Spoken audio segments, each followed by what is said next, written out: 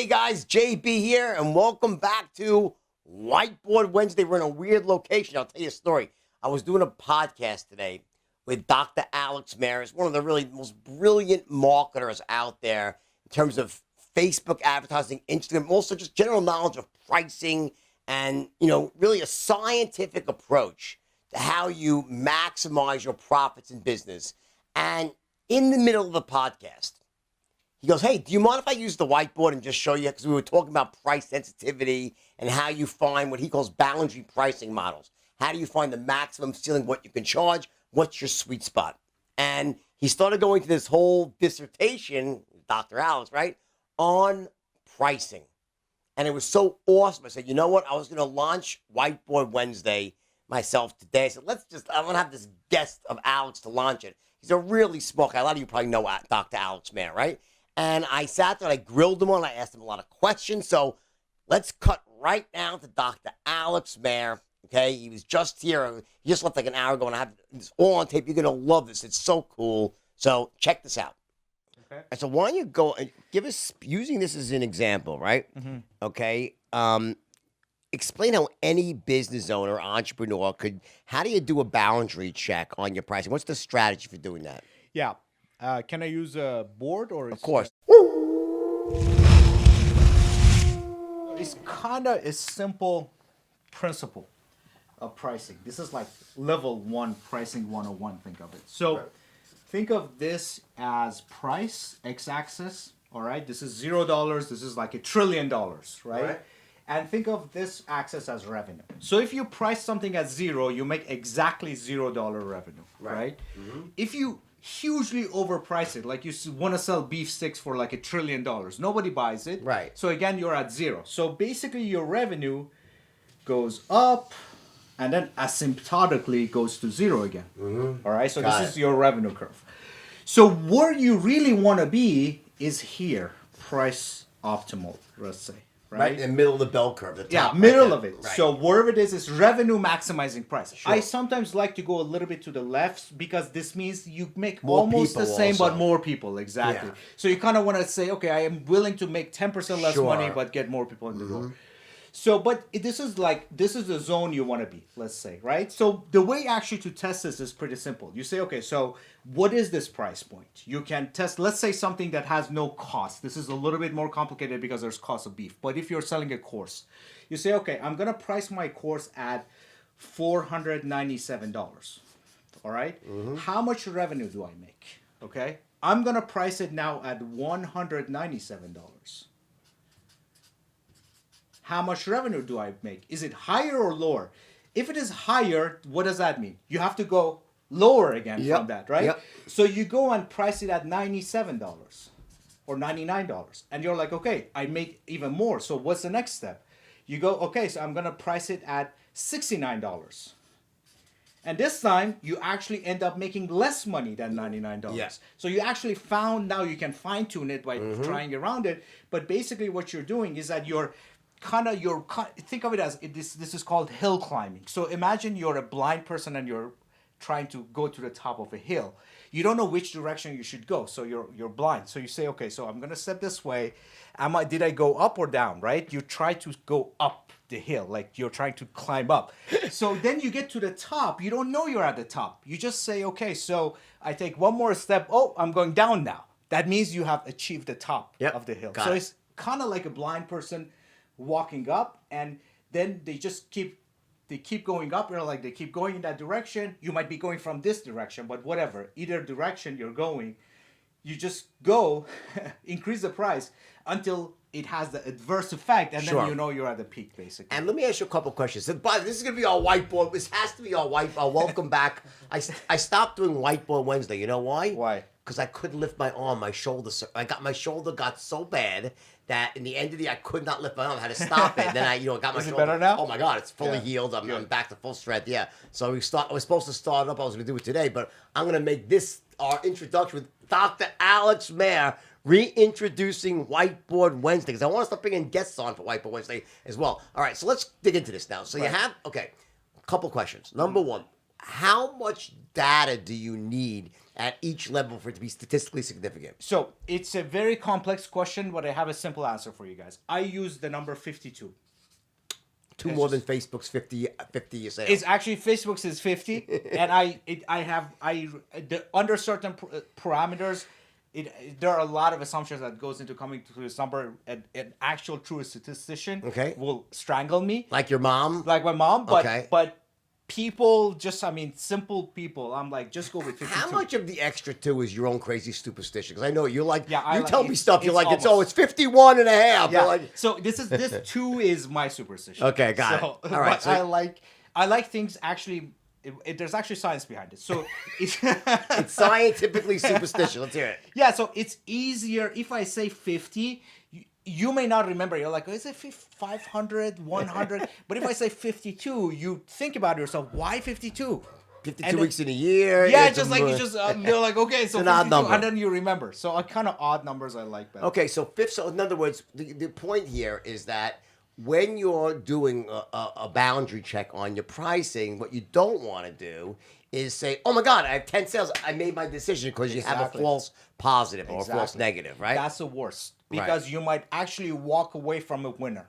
Okay. And that is the worst. Now, how about here's the other question. How do you balance that out with lifetime value? Because you might get that, let's say, by you're getting more people in, but is there any relation when they start at a lower price, how high they'll ascend? Is there an optimum, where you have breaks in price points? Yeah, yes, you can actually do this. If you want to really do it, you have to do it based on not the money that you make based on the first product, but the overall lifetime value, or for over 3 months. Yeah, or something. whatever. Yeah. That is but it makes it too complicated.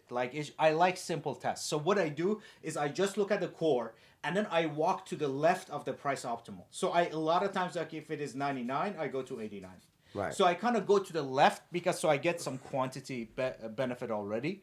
And I don't go all the way down because your core has to make money. Sure. So let me ask you another question. So let's say your 99 is your optimal, right? Right. And you're getting 100 people at 99, right? And the equivalent would be one half that, you're getting 200 people at $49.95, right? So it's the same amount, right? But the issue is that on the lower price, let's say you got 75 people at the lower price, but the lifetime value, because you're selling them more products, how do you factor that in? Here's actually, I'm getting at, guys. In other words, what you want to do is sometimes having more people in your funnel, as you said originally. Exactly, which is why I go to the left. Right. So here's the best way to think about it. If the optimal price is $100 and you get 100 customers at that price, at $50, you will not get 200 customers. You will get maybe 150 customers. So if you got 200 customers, then it would have been equal, meaning you had a flat top, which barely ever happens. It's like there's always a tipping point. Yeah, there's always the curve is never flat. So it's like if the optimal is this, at 50 you're getting 150, meaning you make less money on your core to begin with. Now, second thing comes in.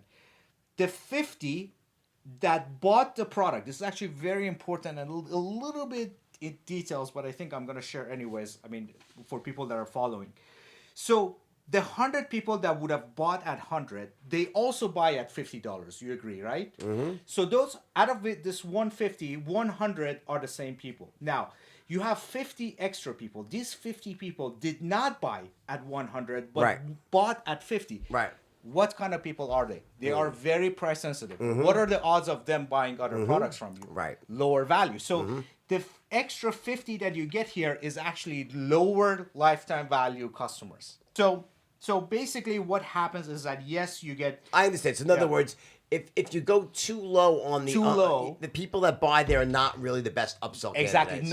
Not only you make less money on core by a lot, but the biggest complainers, the people. They're complainers, people that are not buying a lot, they're lower lifetime value customers. So your gain on quantity is not proportional. Okay, last question here. Okay, we're running out of time. I gotta have you back because you're awesome. Question. All right. Free trial versus money back guarantee. I know you're a big fan of the free trial. Yes. tell me about like your opinion on terms of how much more traction you get with a free trial. Yeah. Is there a sweet spot between you do a 3-day free trial, a 7-day, a 14-day? Yeah. What do you think on that? I think I actually tested this again. This is one of those things that is probably product dependent. Sensitive, Yeah. But kind of what I've seen is with free trial, you double your 2x your conversion, all right? But you lose 30%. Yeah. Lost. So basically, you end up being head to head a winner. Free trial wins, not by a lot, not by a factor of 2, but I get it, 40%. Yeah, exactly. But here's the other thing about it: free trial gives you a huge. So not only economically it's better, it gives you double the amount of number of people that now you have on your email list. Right. So that's another benefit of it. Even if they don't take it, you still have them on the email list. Like Exactly. some people will just the free trial junkies, but you can eventually sell them something. Yeah, exactly. And in general, it's better to have a lot of people on your email list. It's just Got like if it's for free, and in this Yeah. case, it is at economic gain, right? Got it. So, and then the other piece that you mentioned is like the length of it. I think after 7 days, it plateaus. So I normally use 3 days because I like to see the return quick, and that's just purely for cash flow reasons. I saw no difference between 7 and 3 days. They're identical They're almost. if you Very actually small. look at it like on a microscope, you 5%, see it. yeah, very small. But after 7 to 14 or 7 to Yeah. 30, there's really no difference. And the cash flow between 7 and 30 is huge cash flow difference. Awesome. So All right, Yeah. guys, there we go. Listen, this is an unbelievable podcast that turned into a training with Dr. Alex Mehr. Buddy, we have to have you back. All right. You're the best. I'll be happy to. Dude, take this. All I can tell you is this. Take it as gospel. What the guy says, some people are full of shit. This is the opposite of that, all right? This is stuff that's all proven. He uses it in his own businesses. I've seen it work myself, okay? And he's also a hell of a nice guy. All right, there you have it, Dr. Alex Mehr. That was some great stuff. Remember, this is the practical application of marketing. This is not a joke. This is practical. Test this out in your business, whether it's offline or online. This is stuff that puts more money in your pocket, and it's so easy to do. Just remember, 50 plus sales. Don't, act too quickly, all right? Use the stuff, take it to the bank, and I will see you next week, where I'll be back doing my stuff on sales and marketing and also life in general, like the inner game for Whiteboard Wednesday. And just so you know, the reason I stopped it is because I couldn't lift my arm up. I had my shoulder replaced this year. Well, I'm back to full strength, all right? I'm there. I'm playing tennis again, lifting weights. So I had to stop because I literally could not lift my hand up on the marker, all right? And write on the board, all right? Love you all, all right? Listen, subscribe to the Wolf's Den podcast, all right? This is an awesome podcast, and you can find anything you want by checking out my bio or on Facebook. It's in the newsfeed. Just check out the stuff I'm doing right now. It's just really off the charts, sales, marketing, life in general. This is stuff that will benefit you, and it's fun as well. All right? Love you all. Take care.